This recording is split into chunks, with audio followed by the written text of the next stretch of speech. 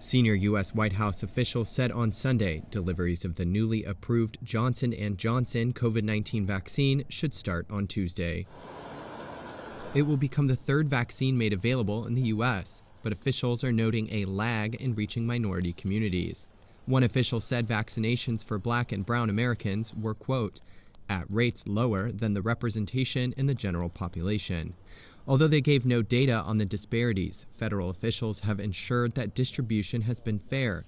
They've also acknowledged concerns raised by some Black Americans, given the country's history of past disparities and a decades-long experiment in which Black men had been denied treatment to study syphilis. Officials have underscored the importance that anyone who can get vaccinated should do so as soon as possible. They've also sought to assure minorities of their safety.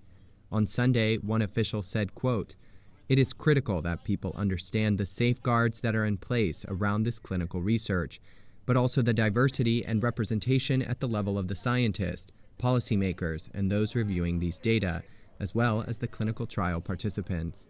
Nearly 400 community vaccination centers have been placed in areas with large minority populations. Medical teams are also deploying mobile units and adding flexible hours of operation. The Johnson & Johnson vaccine is only one dose, as opposed to Moderna and Pfizer-BioNTech's 2, and may be easier to distribute since it can be stored and shipped at normal temperatures. But officials said all three vaccines should be available evenly across the country.